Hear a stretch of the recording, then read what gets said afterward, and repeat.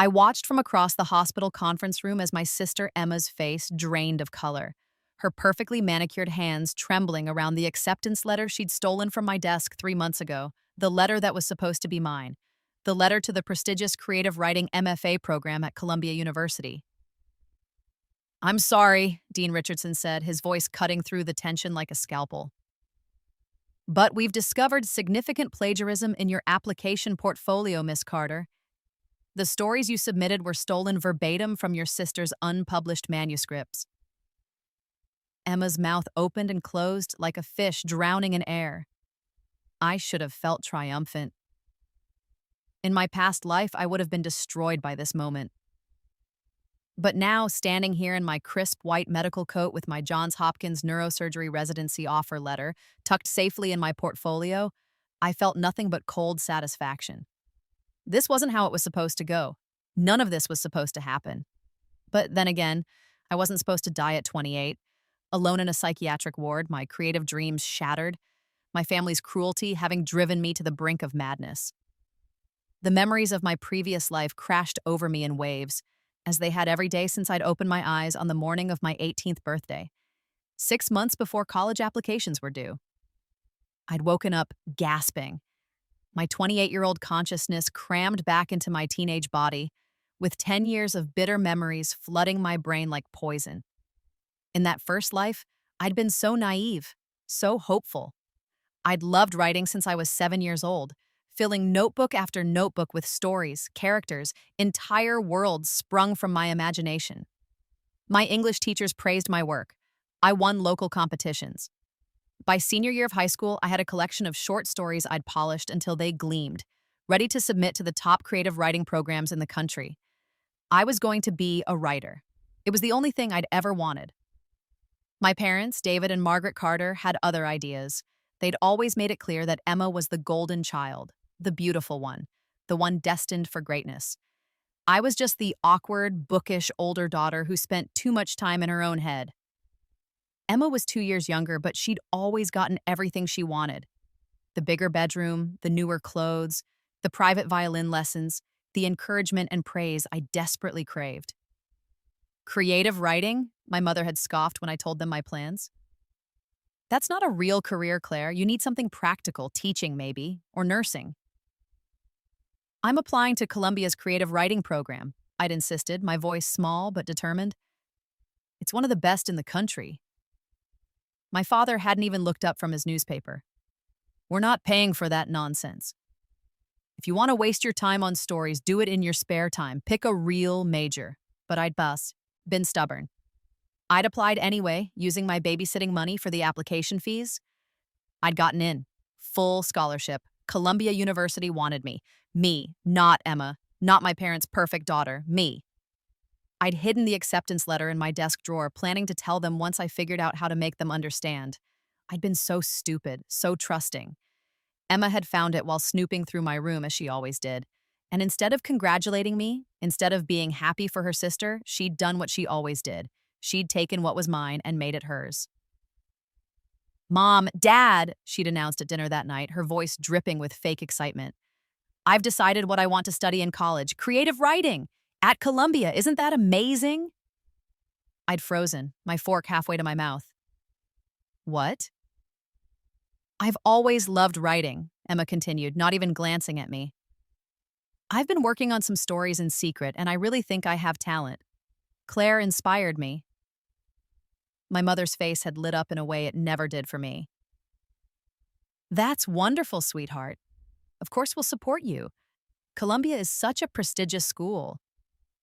"But I'd started to say. "Oh, Claire," my mother had interrupted, her tone dismissive. "So, don't be jealous. It's not attractive. You can still apply to teaching programs. There are plenty of state schools that would take you." I'd tried to tell them about my acceptance letter. I'd tried to explain that I'd already gotten in, that this was my dream, my future. But Emma had cried, claiming I was trying to steal her dreams, and my parents had taken her side. They always took her side. Within a week, Emma had discovered my stories hidden in my laptop. She'd copied them, claimed them as her own, and submitted them to Columbia with her own application. When Columbia sent me a rejection letter citing duplicate submissions, I'd been devastated. They thought I was the plagiarist. They thought I'd copied my own sister. Emma got into Columbia on my work. My parents paid her full tuition. I ended up at a community college studying business administration because my father said it was practical. I never wrote another story. The next 10 years had been a slow descent into hell. Emma graduated from Columbia with honors, her thesis, stolen from my notebooks, earning critical praise. She got a book deal, then another. She became a best-selling author while I worked as a receptionist at a dental office. My creative spirit crushed, my identity erased. But that wasn't the worst part. The worst part was how my family treated me, how they wielded Emma's success like a weapon against me. "Why can't you be more like your sister?" my mother would say, every Thanksgiving, every Christmas, every family gathering where Emma would sweep in wearing designer clothes bought with money from my stories. "She made something of herself. You just gave up." I hadn't given up. I'd been destroyed. There's a difference. By the time was 25, I'd stopped going to family events. By 26, I'd stopped answering their calls. By 27, I'd attempted suicide for the first time. The depression had swallowed me whole. The knowledge that I'd had everything stolen from me and no one believed me, eating away at my sanity like acid.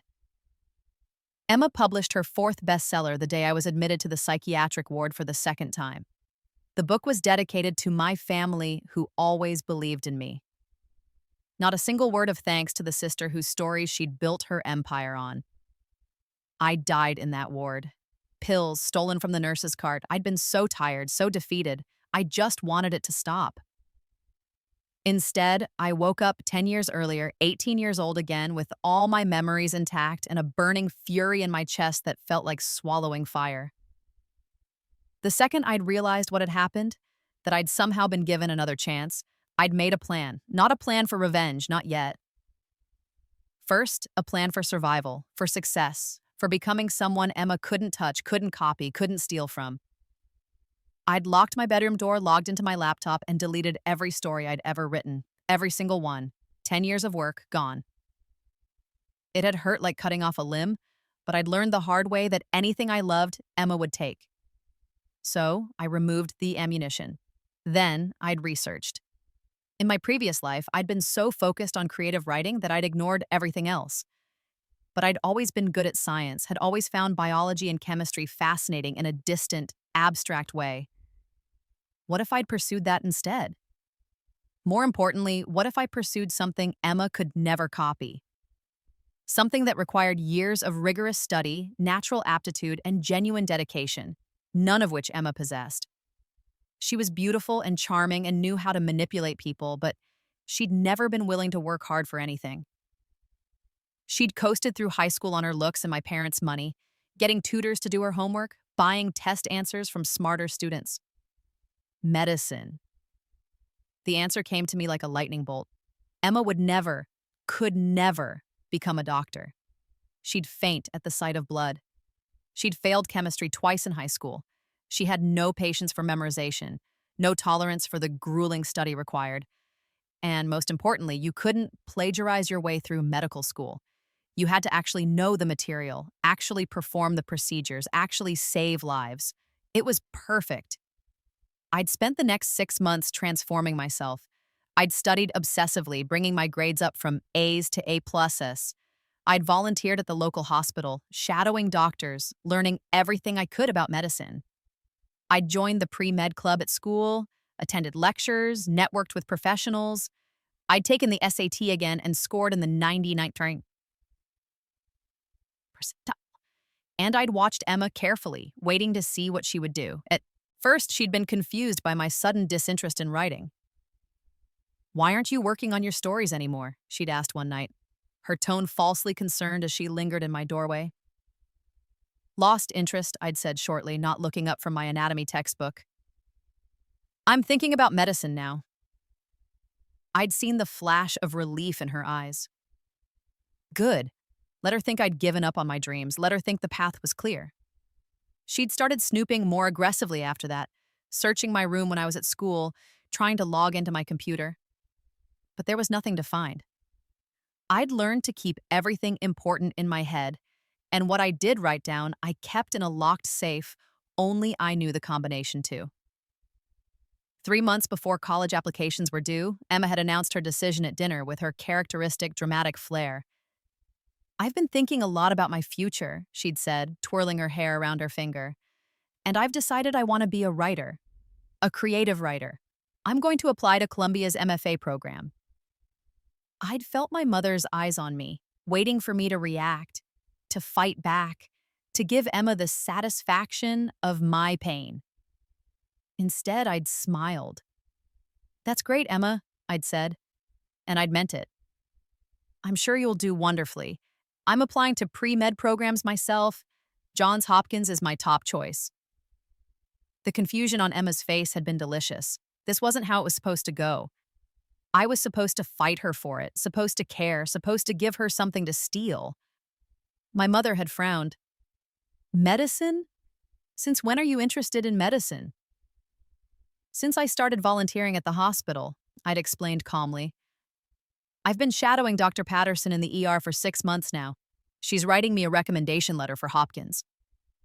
"But you've always been so focused on writing," my father had said, his tone suspicious. I'd shrugged. People change. I realized I wanted to do something that actually helps people, something practical and respectable. Writing is just a hobby. It had been the perfect thing to say. My parents, who'd always criticized my creative ambitions, couldn't argue with medicine. Emma, who'd been gearing up to steal my writing dreams, had nothing left to take. Except she tried anyway. I'd known she would. I'd counted on it. 2 months before application deadlines, I'd deliberately left my laptop unlocked, with a folder prominently labeled Columbia Application visible on the desktop. Inside the folder were my writing samples, stories I'd crafted specifically for this purpose, stories that were good enough to be impressive but contained subtle, traceable markers that would prove they were mine. I'd embedded specific phrases, character names, and plot points that connected to my old journals, the ones I'd kept hidden but knew Emma had photographed years ago in my first life. I'd included references to family events only I would remember in specific detail. I'd even woven in factual errors about creative writing techniques that Emma, who'd never actually studied writing formally, wouldn't catch. Then I'd gone out for my hospital shift, leaving my bedroom door unlocked. When I'd come home, my laptop had been moved slightly. The folder had been accessed. Emma had taken the bait. I'd waited 2 weeks before discovering the theft, timing it perfectly so I could confront her at dinner when our parents were present. "Emma," I'd said, my voice carefully controlled, "did you go through my laptop?" She'd blinked innocently. "What? No, why would I?" "Because I had some files on there, some writing samples I was working on for fun, and now they're gone, deleted." "That's weird," she'd said, but I'd seen the flash of panic in her eyes. She hadn't deleted them. She'd been too excited about stealing them to cover her tracks properly. "Maybe you deleted them by accident?" "Maybe," I'd said, letting it drop. "It's fine. They weren't important anyway, just silly stories." But I'd kept backups, multiple backups, with timestamps, with metadata, with every piece of evidence I'd need to prove they were mine. Then I'd submitted my real applications: Johns Hopkins for pre-med, Harvard for biology, Stanford for neuroscience. I didn't send anything to Columbia's creative writing program because I didn't need to. That path was Emma's now, paved with stolen words that would crumble beneath her feet. The acceptance letters had started arriving in March. Johns Hopkins, Harvard, Stanford. All three wanted me, offering scholarships and research opportunities. My parents had been shocked, their disbelief almost comical. "Medicine?" my mother had said, holding my Johns Hopkins acceptance letter like it might bite her. "You really got into Johns Hopkins?" "Full scholarship," I'd confirmed, "with a guaranteed spot in their neurosurgery residency program if I maintain my GPA." My father had actually looked impressed for the first time in my life. That's quite an achievement, Claire." Emma had been silent, her face pale. She'd already submitted her Columbia application, using my stolen stories. She was waiting for her acceptance letter, confident that she'd secured her golden ticket the same way she'd stolen everything else from me. I'd almost felt sorry for her. Almost. The Columbia rejection letter had arrived on a Tuesday. I'd been home from school, supposedly sick with the flu, but really, I'd wanted to be there for this moment. I'd wanted to see her face. Emma had opened the letter in the kitchen, with our mother hovering anxiously beside her. I'd watched from the doorway, silent, invisible as always. "Thank you for your application," Emma had read aloud, her voice cracking. "However, we regret to inform you that we cannot offer you admission to our program at this time. During our review process, we discovered substantial concerns regarding the originality of your submitted writing samples." My mother had Mia and Ace gasped. "What? What does that mean?" Emma's hands had been shaking. "They think I plagiarized." "That's ridiculous," my mother had said immediately defensively. "Your work is original. Tell them, Claire. Tell them Emma's stories are her own." I'd stepped into the kitchen, my expression carefully neutral. "Are they, Emma?" The color had drained from her face. "What are you saying?" "I'm saying those stories you submitted were the same ones that disappeared from my laptop 2 months ago. The ones I'd written for fun. The ones that were time-stamped to my computer, with edit histories showing months of my work." "You're lying," Emma had hissed, but the panic in her eyes betrayed her. I'd pulled out my phone, loaded up the cloud backup I'd prepared. "I have proof. Every draft, every revision, every timestamp.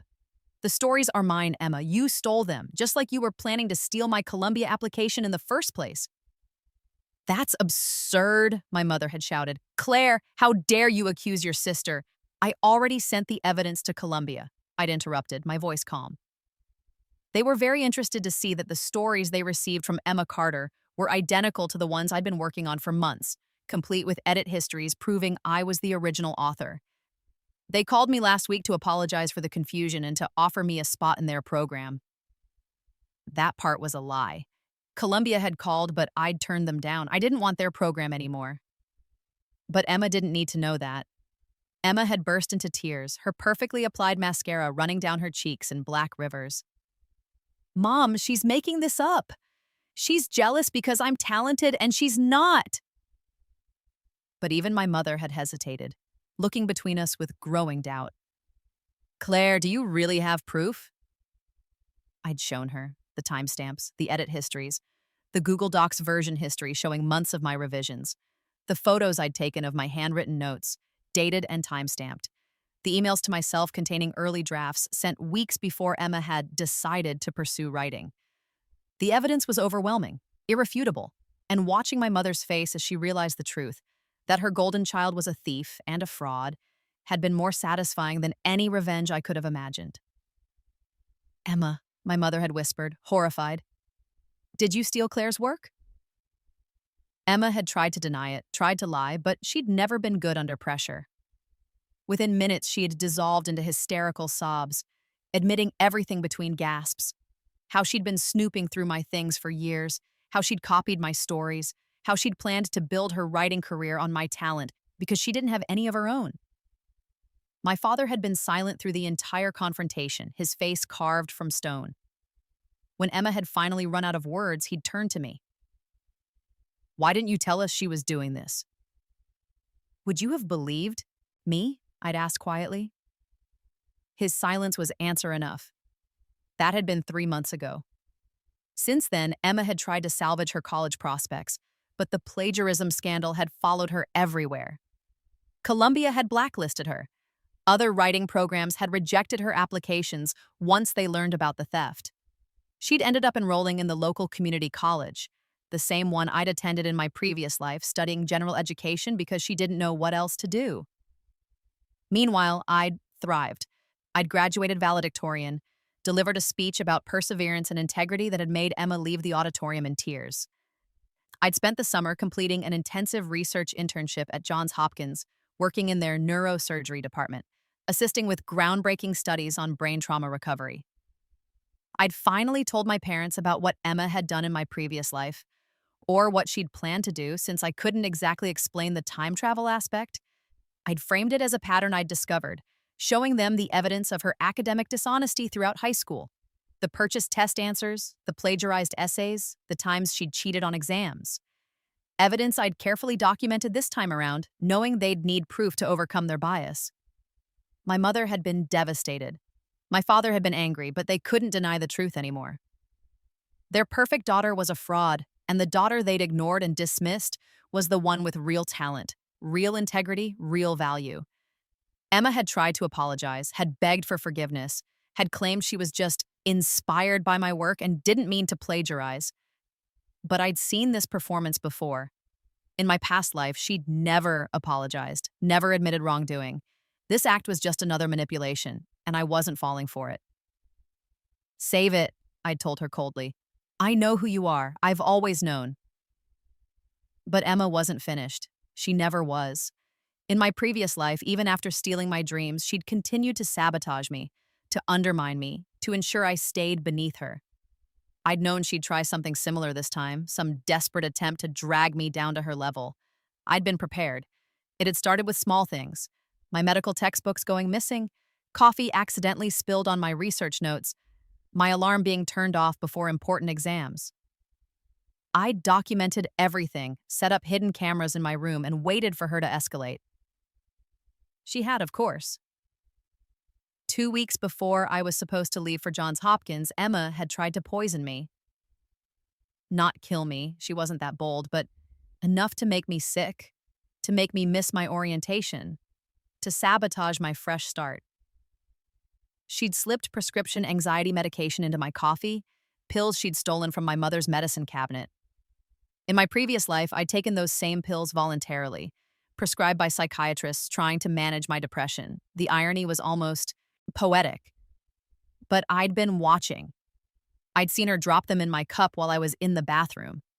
I'd switched the cups while her back was turned, then watched as she'd drunk her own poisoned coffee and spent the next 12 hours violently ill, confessing everything to our parents while high on her own sedatives.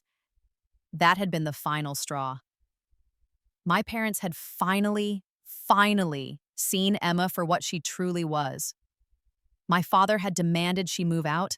My mother had cut her off financially.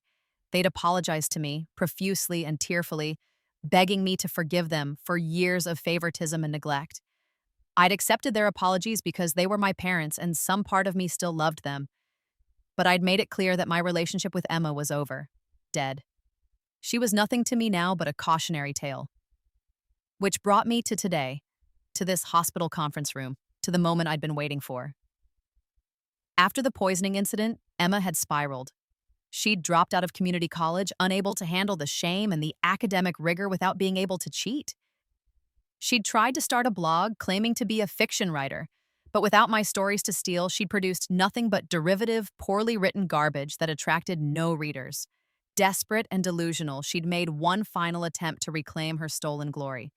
She'd applied to Columbia again, this time submitting stories she claimed to have written years ago, stories that were, predictably, more of my work that she'd stolen from my old journals. But this time, Columbia had been watching. This time, they'd contacted me directly to verify, and this time, I'd had my lawyers draft a cease and desist letter and file a formal plagiarism charges. Dean Richardson, Columbia's writing program director, had requested a formal hearing. He'd wanted to address this in person to make it clear that Columbia took academic integrity seriously. He'd invited me to attend, along with my parents, to witness the final resolution. Emma had walked in thinking she had one more chance. She'd dressed in her best outfit, styled her hair perfectly, prepared her most convincing lies. She'd thought she could charm her way through this like she'd charmed her way through everything else in her life. She'd thought wrong. The stories in question, Dean Richardson continued, pulling up documents on his laptop, show clear evidence of being written by Claire Carter, not Emma Carter. The writing style, the thematic elements, the specific character development, all match Claire's documented body of work. Furthermore, we found that several passages were lifted word for word from Claire's notebooks, which she's provided as evidence. Emma's lawyer, a public defender my parents had refused to pay for, tried to object. My client maintains that these stories were collaborative efforts, but there was no collaboration, I said, my voice cutting through the room like ice. Emma stole my work. She's been stealing my work for years. She has no original creative talent of her own. Everything she's ever submitted has been plagiarized from me or other sources. That's not true, Emma shrieked, her composure finally shattering. You're just jealous. You've always been jealous of me. I looked at her, really looked at her, and felt nothing but pity. Jealous of what, Emma? Your fake achievements? Your stolen success? I'm about to start my first year at Johns Hopkins, studying neurosurgery, on my own merit. What do you have? What have you ever earned on your own? She had no answer. Her mouth opened and closed soundlessly. Dean Richardson cleared his throat. Columbia University takes plagiarism very seriously. Emma Carter has been permanently blacklisted from our institution and all partner schools. Furthermore, we're recommending that formal charges be filed with the Academic Integrity Board, which may result in a permanent mark on her academic record, preventing her from attending any accredited university. My mother, sitting beside me, had tears streaming down her face. Not for Emma, for me, for the daughter she'd failed to protect, to believe in, to love the way I'd deserved. My father's hand was on my shoulder, supportive, for the first time in my life. Emma collapsed into her chair, her dreams, my stolen dreams, crumbling around her like dust. The aftermath had been swift and brutal. Within a week, Emma's plagiarism scandal had gone viral. Someone had leaked the story to social media, and suddenly, everyone was talking about the sociopathic sister who stole her sibling's future. Think pieces were written about sibling rivalry, family dysfunction, and academic fraud. Emma's face was plastered across Twitter, Instagram, Reddit. She'd tried to defend herself online, tried to claim she was the real victim, but the internet is unforgiving. People dug up every lie she'd ever told, every test she'd cheated on, every paper she'd plagiarized in high school. Former classmates came forward with stories of her manipulation and cruelty. The picture painted was damning. Emma had a mental breakdown. A real one. Not the fake ones she'd performed for sympathy over the years. She'd been hospitalized, diagnosed with severe personality disorders, put on medication. My parents had visited her exactly once before deciding that tough love was the only way forward. We enabled her, my mother had confessed to me one night, her voice thick with guilt. We made her think she could take whatever she wanted without consequences. We failed both of you. I'd hugged her because she was trying, because she genuinely seemed remorseful. But I'd also made it clear that repairing our relationship would take time, effort, and genuine change. I wasn't going to be their consolation prize now that Emma had revealed herself to be a monster. Johns Hopkins had been everything I dreamed and more. Medical school was brutal. The studying, the exams, the endless hours of memorization and practical application. But I loved it. I loved the challenge, the precision, the satisfaction of mastering complex material. I loved the feeling of helping people, of using my brain to solve real problems. I'd specialized in neurosurgery, the most competitive and demanding field. It required not just intelligence, but artistic skill, steady hands, and the ability to perform under extreme pressure. It was everything Emma could never be: rigorous, unforgiving, impossible to fake. By my third year, I was publishing research papers. By my fifth year, I was assisting in groundbreaking surgeries. By the time I completed my residency, I had job offers from the top hospitals in the country. I chose Johns Hopkins, accepting a position as an attending neurosurgeon specializing in brain trauma. The same hospital where I'd started as a volunteer, where I'd discovered my calling, where I'd built my future from the ashes of my stolen past. Emma's life, meanwhile, had followed a predictable trajectory downward. After her hospitalization, she'd attempted to reinvent herself. She'd started a YouTube channel trying to become an influencer, but her past followed her. Every video was flooded with comments about the plagiarism scandal. She'd tried to write a book, a memoir about overcoming sibling rivalry, but no publisher would touch her. She'd even tried to sue me for defamation, claiming I'd ruined her reputation, but the lawsuit was thrown out immediately. Truth is an absolute defense against defamation, and everything I'd said about her was provably true. She'd cycled through jobs, retail, food service, administrative work. Nothing stuck. She had no real skills, no work ethic, no ability to function in an environment where she couldn't charm or manipulate her way to success. My parents had cut her off completely after she'd tried to steal my mother's jewelry to sell online. Emma had been living in a studio apartment in a bad part of town, barely making rent, her dreams of literary glory long dead. I'd heard through mutual acquaintances that she'd blamed me for everything. According to her narrative, I was the villain, the jealous sister who'd sabotaged her out of spite. She'd convinced herself that she was the talented one, that I'd stolen her work and framed her for plagiarism. The delusion would have been sad if it wasn't so predictable. Emma had never been capable of accepting responsibility for her actions. In her mind, she was always the victim, always the wronged party. That's what made her dangerous. That's what had destroyed me in my first life. But not this time. This time, I'd won. 5 years after that confrontation at Columbia, I was living the life I should have had from the beginning. I was Dr. Claire Carter, one of the youngest attending neurosurgeons at Johns Hopkins, with a reputation for excellence and innovation. I'd published dozens of papers, presented at international conferences, and trained the next generation of surgeons. I'd bought a beautiful townhouse in Baltimore filled with books I actually had time to read now. I'd found a balance between my demanding career and my personal life. I'd even started writing again, not for publication, just for myself, just for the joy of creating stories that no one could steal. I'd learned that revenge isn't about destroying your enemies. It's about building a life so successful, so fulfilling, that their attempts to tear you down become irrelevant. Emma had tried to steal my future, but she'd only stolen stories. The real treasure, my resilience, my intelligence, my capacity for growth, had always been beyond her reach. My parents and I had rebuilt our relationship slowly, carefully. They'd gone to therapy, worked on understanding why they'd favored Emma so completely, and made genuine efforts to make amends. We had dinner together once a month now, conversations that felt more real than any we'd had before. They'd finally seen me as I was, capable, talented, worthy of love and respect. They'd asked once if I wanted to reconcile with Emma. I'd said no without hesitation. Some bridges, once burned, shouldn't be rebuilt. Emma had her chance in my first life, and she'd used it to destroy me. In this life, she'd lost that chance before she could even try. The final piece of my revenge came on a Tuesday afternoon, 7 years after my rebirth. I was in my office at Hopkins reviewing patient files when my secretary buzzed me. "Dr. Carter, there's someone here to see you. She says she's your sister." I'd known this moment would come eventually. Emma had always been predictable. Now that I was successful, now that I had everything she'd wanted, she'd come crawling back looking for money or favors or some way to leech off my success. "Send her in," I said calmly. Emma looked terrible. She'd aged badly, stress and poor life choices etched into her face. Her clothes were shabby, her hair dull and poorly cut.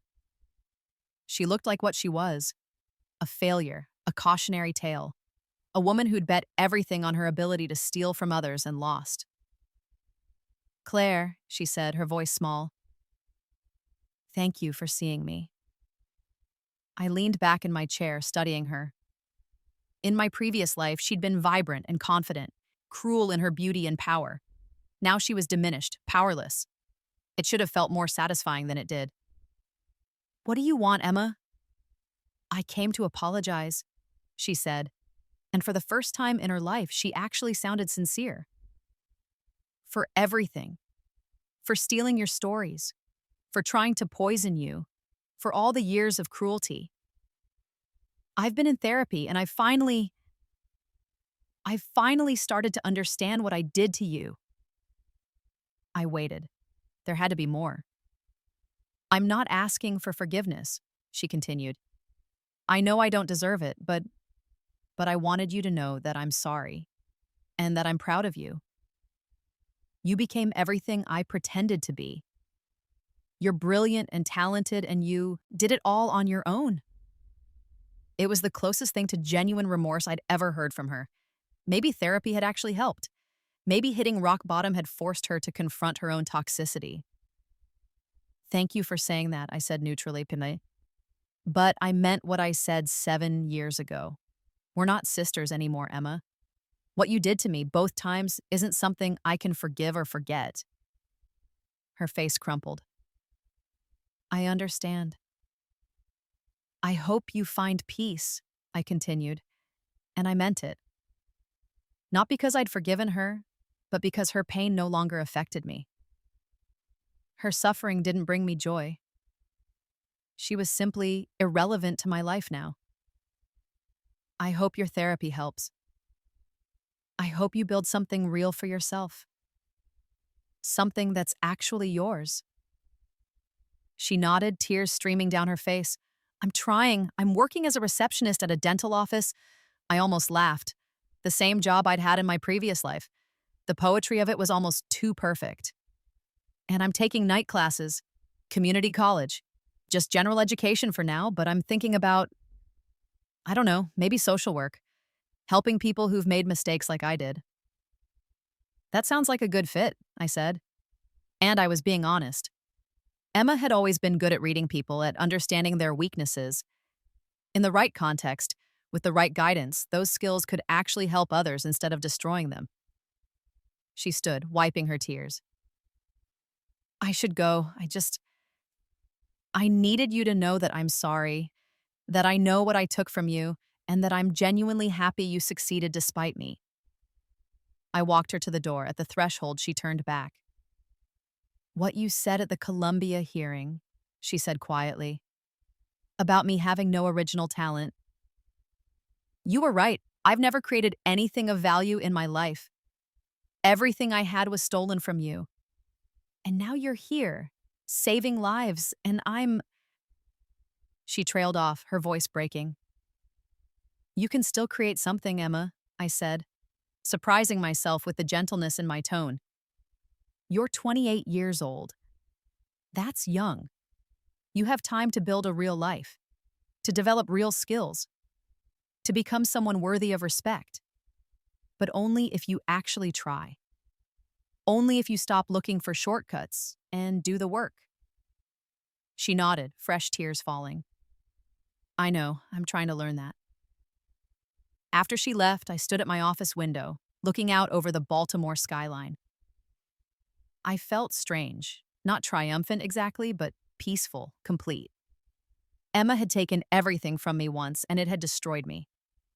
But given a second chance, I'd built a life she could never touch, never steal, never diminish.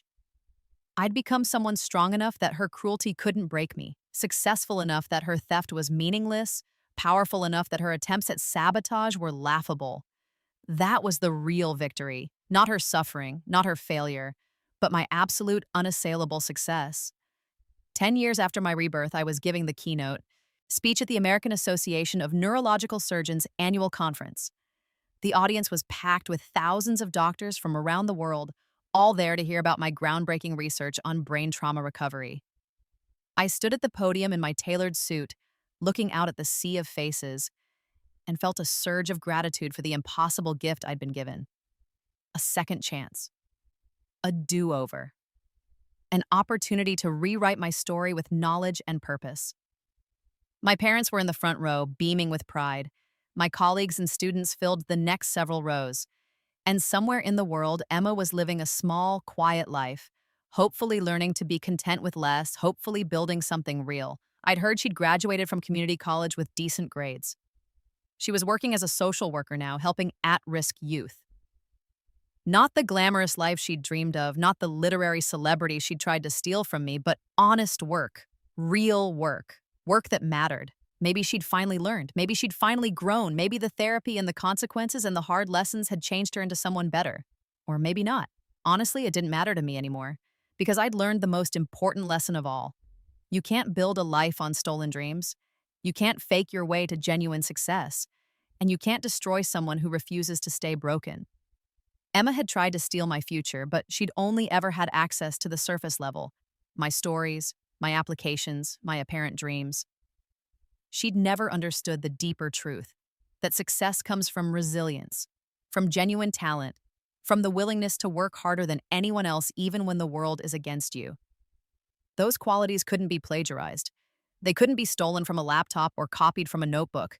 They had to be earned, forged through struggle and pain and the determination to become something better than your circumstances suggested was possible.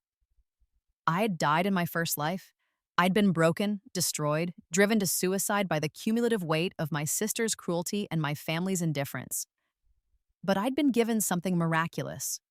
Another chance. And I'd used it not just to avoid my previous mistakes, but to become someone extraordinary, someone who saved lives instead of just writing about them, someone who turned pain into purpose and betrayal into fuel for success. As I began my speech, looking out at the audience of brilliant minds who'd come to hear my research, I felt Emma's ghost finally slip away. She'd haunted me for so long, both in my previous life and in this one. Her cruelty had defined me, shaped me, nearly destroyed me. But not anymore. Now I was just Dr. Claire Carter, neurosurgeon, researcher, teacher, survivor. The girl who died at 28 had been reborn at 18, and she'd used that gift to build something beautiful and true and entirely her own. Emma couldn't steal that. No one could. And that finally was enough. Epilogue. 20 years after my rebirth, I published my first book. Not a memoir, I had no interest in dwelling on the past, but a medical text on innovative neurosurgical techniques that became required reading in teaching hospitals worldwide. I'd married a fellow surgeon, a kind and brilliant man named David, who knew my whole story and loved me not despite my scars, but because of the strength they represented. We had 2 children, bright and curious, who I raised to value integrity above all else. My parents had passed away within a year of each other, their final years marked by genuine love and support for the daughter they'd once overlooked. Their will split their estate evenly between Emma and me, though Emma's half was placed in a trust that only paid out for specific uses: education, housing, medical care. They'd learned not to enable her, even from beyond the grave. Emma had stayed in social work, eventually becoming a supervisor at a program for troubled teens. She'd married a man who worked in construction, had a modest life in a small house. We didn't speak, hadn't spoken in over a decade, but I heard through distant relatives that she was doing okay. Not great. Not the glamorous life she'd once craved, but stable, honest, real. Sometimes I wondered if she still thought about the stories she'd stolen, the future she'd tried to claim as her own. Probably. Probably she still harbored some resentment, some twisted belief that she'd been the wronged party. But it didn't matter anymore. Her thoughts, her feelings, her inner narrative, none of it touched me. I'd built a life of meaning and purpose. I'd saved hundreds of lives with my surgical skill. I'd trained a generation of doctors who would save thousands more. I'd loved and been loved. I'd turned my second chance into something magnificent. And somewhere in heaven or the afterlife or whatever came next, I liked to imagine that the broken, 28-year-old version of myself, the one who'd died alone in a psychiatric ward, defeated and destroyed, was finally at peace. She'd gotten her justice. She'd been avenged. Not through Emma's suffering, but through my success. Through proof that she'd had value all along, that her dreams had been worth fighting for, that she'd deserved so much better than what she'd received. The stolen stories didn't matter anymore. I'd written a better ending for both of us. And unlike everything Emma had ever created, this story was real. This story was mine. This story could never be taken away. The end.